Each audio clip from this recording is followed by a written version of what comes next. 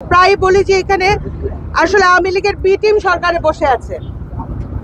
আওয়ামী লীগের B team সরকারে বসে আছে বললে আপনার খুব বেশি আতঙ্কিত হতচকিত সারপ্রাইজ হওয়ার দরকার নাই। মোটামুটি ভাবে তারা হাজার হাজার কোটি টাকাও সম্মানের সহিত লুটপাট করেছেন, তাহলে আবার কেন 5 বছরের জন্য এমপি হওয়ার এত খায়ের জাগছে? আজকে ধন্যবাদ জানাই যারা উপস্থিত হয়েছেন সবাইকে। যে আমাদের দাবিটা সম্বন্ধে আপনারা জানেন, আমরা 4টা দাবি নিয়ে আসছি।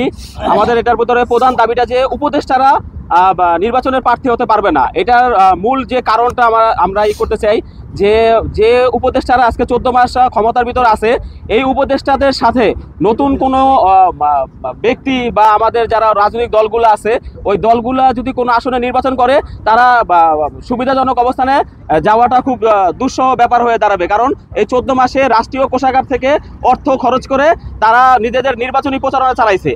আর বিগত দিনগুলোর যদি ইতিহাস আপনারা ঘাটেন, কোনো তত্ত্বাবধায়ক সরকারের কোনো উপদেষ্টা বিগত দিনে কখনো রাজনীতিতে বা এই যে নির্বাচনে আপনার ইনভলভ হয় না কখনো, বা নির্বাচনে প্রার্থী হয় না। এই আমরা যদি ইতিহাস ঘাটি, আমরা ওই বিবেচনা আজকে এই দাবি নিয়ে আসছি যে কোনো উপদেষ্টা প্রার্থী হতে পারবে না। উপদেষ্টারা নির্বাচনে প্রার্থী হতে পারবে না, কারণ কেন তারা প্রার্থী হবে না আমারা বলেন? তারা তো 5 এবং জুলাই আগস্টের পরে তারা মন্ত্রী পদমর্যাদায় তারা আসন অলঙ্কিত করেছেন, সম্মানিত হয়েছেন।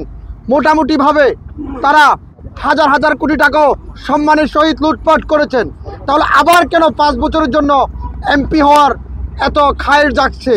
তারা যেহেতু জুলাই আগস্টের ছাত্র আন্দোলনের পরে এবং নিহত আহতদের রক্তের উপর দাঁড়িয়ে তারা একটি দায়িত্ব পালন করছেন, সে দায়িত্বে তারা পরিপূর্ণ ব্যর্থ হয়েছেন।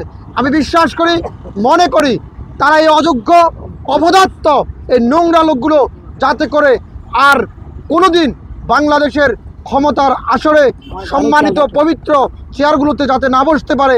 কারণ জুলাই আগস্টে ক্ষমতায় আসার পরে তাদেরকে যে পবিত্র দায়িত্ব দেওয়া হয়েছে, তারা সেই পবিত্র দায়িত্বকে অপমানিত করেছেন। শুধু আহত নিহত ছাত্রদের রক্তের উপর দাঁড়িয়ে তাদের পরিবারকে অপমান করে নাই, সারা বিশ্বকে তারা অপমানিত করেছেন। আমরা চাই না এই উপদেষ্টারা আগামী নির্বাচনে প্রার্থী হয়ে দেশের পবিত্র সংসদকে যেভাবে আওয়ামী লীগ সরকার অপমানিত করেছে সেভাবে তারাও অপমানিত করুক। আমরা চাই না এই উপদেষ্টারা আগামী নির্বাচনে প্রার্থী হয়ে দেশের পবিত্র সংসদকে যেভাবে আওয়ামী লীগ সরকার অপমানিত করেছে সেভাবে তারাও অপমানিত করুক। নির্বাচনের কথা হচ্ছিল যে আমরা নির্বাচনের সুনির্দিষ্ট তারিখ এখনো শুনতে পারি নাই। পাশাপাশি নানা ধরনের গুঞ্জন শোনা যাচ্ছে, নির্বাচনের পরিবেশ আছে কিনা, নির্বাচন করতে পারবে কিনা। এই ধরনের টক শোগুলোতে আমার মনে হয় খুব সুপরিকল্পিতভাবে এই কথাগুলো ছড়ানো হচ্ছে যাতে আমরা তারিখ নিয়েই ব্যস্ত থাকি। কিন্তু নির্বাচন তো হলেই হলো না, এখানে কালো টাকার বিষয় আছে, পেশি শক্তি ব্যবহারের বিষয় আছে, নতুন রাজনৈতিক দলের নিবন্ধনের বিষয় আছে। স্বৈরাচারী খুনি হাসিনার আমলে যে সমস্ত আজে বাজে রাজনৈতিক দলগুলোকে নিবন্ধন দেওয়া হয়েছিল, সেই নিবন্ধনগুলো থাকবে কি থাকবে না সেই বিষয় আছে, পেশি শক্তির ব্যবহারের বিষয় আছে, ভোট কেন্দ্রগুলোকে কারা দখলের জন্য ক্ষমতা দেখাবে কি দেখাবে না, এরকম নানান বিষয় আছে। তার ভেতরে শুরু হলো যে কয়েকজন বিশেষ সহকারী এবং উপদেষ্টারা নির্বাচনের খায়েশ প্রকাশ করেছেন।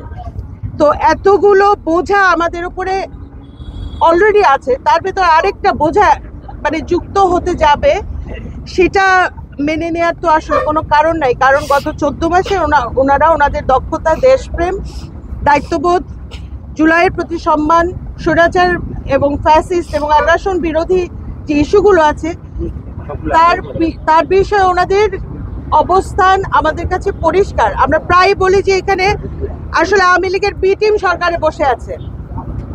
আওয়ামী লীগের বি টিম সরকারে বসে আছে বললে আপনার খুব বেশি আতঙ্কিত হতচকিত সারপ্রাইজ হওয়ার দরকার নাই। তো এই অবস্থায় আমরা এখানে জানাতে এসেছি যে এই সরকারের যারা বিশেষ সহকারী উপদেষ্টা পদপদবিতে আছেন তারা কেউ আসন্ন জাতীয় নির্বাচনে অংশগ্রহণ করতে পারবেন না। এ বিষয়ে কোনো রকম আপোষ জনগণ মেনে নেবে না। আর নির্বাচনের তারিখও আমরা অতি দ্রুত ঘোষণা চাই।